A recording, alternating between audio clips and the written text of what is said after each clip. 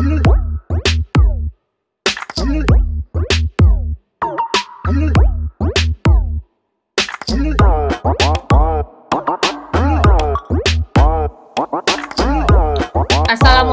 warahmatullahi wabarakatuh. Bersama saya Laili Tutorial. Dan untuk kali ini akan membahas cara posting buku besar pembantu atau subsidiary ledger account receivable. Di sini saya menggunakan kasus UD Sejuk Indonesia yang merupakan soal UKK akuntansi tahun 2025 paket 1. Data yang diperlukan untuk membuat subsidiary ledger account receivable, yaitu kita memerlukan jurnal khusus. Yang pertama, sales journal, lalu cash receipt journal, dan general journal. Jadi kita memerlukan 2 jurnal khusus dan 1 jurnal umum untuk mencatat subsidiary ledger account receivable. Cara mencatat buku besar pembantu piutang dagang yaitu diambil dari jurnal khusus, yaitu dimulai dari tanggal transaksi yang termuda sampai dengan tertua. Jadi dimulai dari tanggal yang termuda sampai dengan tertua kita urutkan. Untuk yang pertama, sebelum kita posting dari jurnal khusus, kita memposting dulu atau mencatat opening balance dari masing-masing nama customer. Di sini nama customer kita ada 4, yaitu Toko Adnan, Toko Faras, Toko Zahra, dan Toko Zulfa. Dan mempunyai masing-masing saldo awalnya atau opening balance. Maka kita masukkan opening balance-nya. Untuk Toko Adnan ada Rp91.020.000 di sebelah debit. Maka kita masukkan angkanya. Lalu Toko Faras ada sebesar Rp82.695.000. Maka kita masukkan angkanya. Lalu yang ketiga ada Toko Zahra dengan saldo awalnya Rp89.355.000. Maka kita masukkan ke dalam account receivable untuk Toko Zahra dengan jumlah yang sama di sebelah debit. Lalu berikutnya ada Toko Zulfa.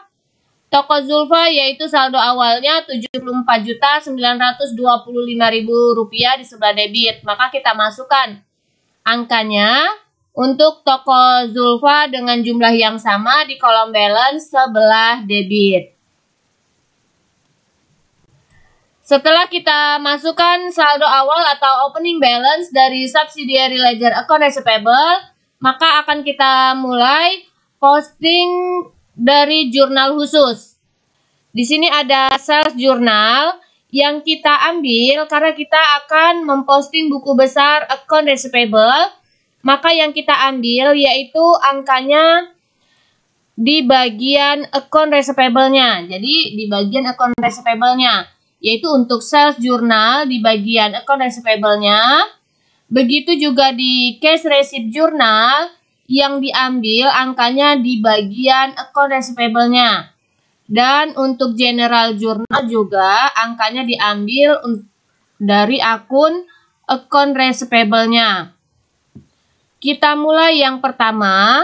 Di sales journal transaksi untuk account receivable, di sini ada tanggal 2. Sedangkan di cash receipt journal kita lihat account receivable-nya ada tanggal 10.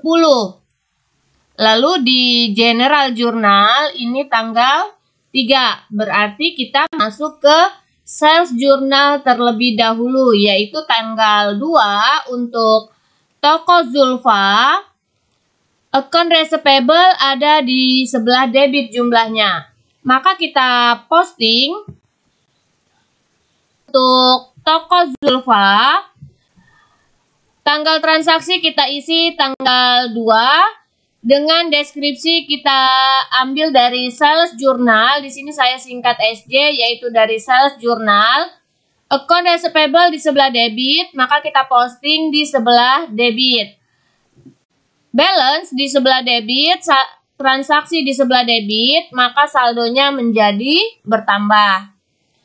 Lalu berikutnya kita ke General Journal.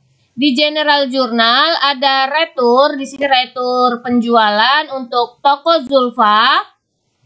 Account receivable ada di sebelah kredit. Maka kita posting untuk toko Zulfa, masih di toko Zulfa. Tanggal transaksi kita isi yaitu tanggal 3. Deskripsi kita isi General Journal.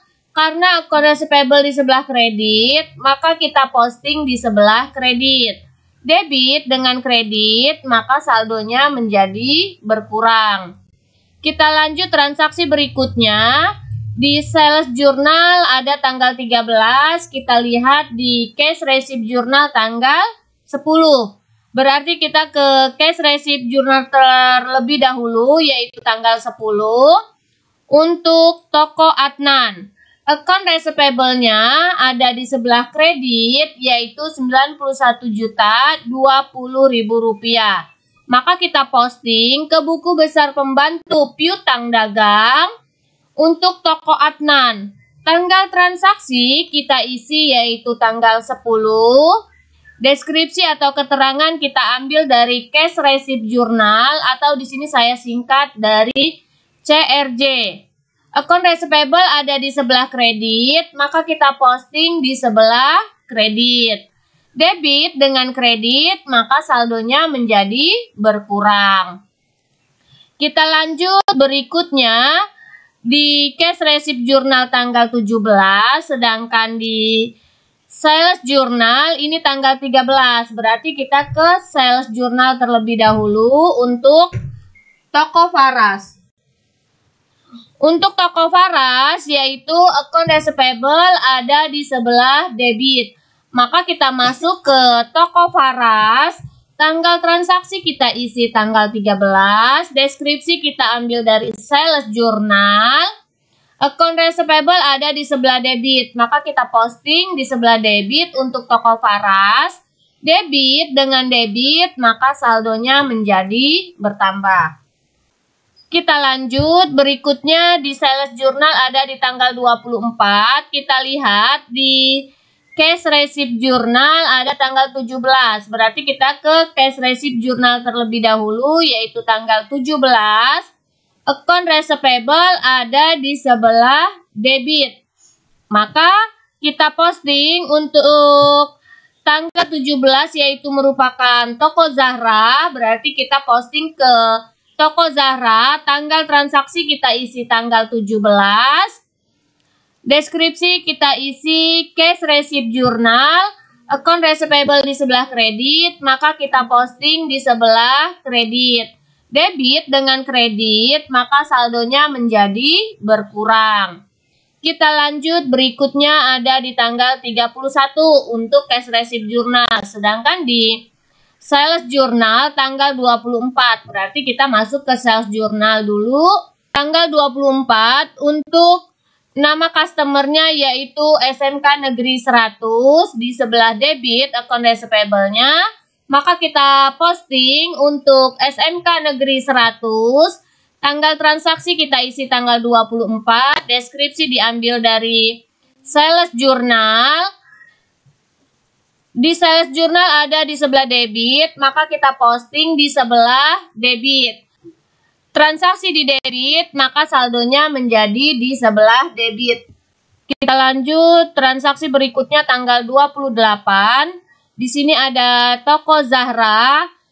Dari Sales Journal, kita ambil dari account receivable-nya di sebelah debit. Maka kita posting ke subsidiary ledger account receivable untuk toko Zulfa. Tanggal transaksi kita isi dan deskripsi kita isi yaitu diambil dari Cash Receipt Journal.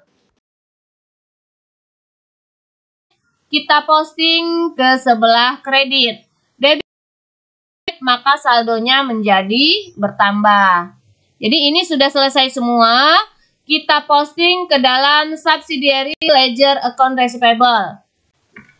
Selanjutnya kita akan membuat list of account receivable balance atau daftar piutang dagang.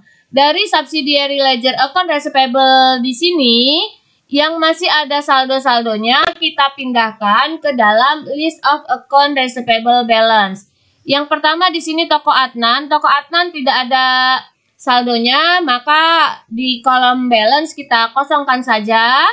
Lalu yang kedua ada toko Faras. Toko Faras sebesar Rp423.245.000, maka kita masukkan angkanya.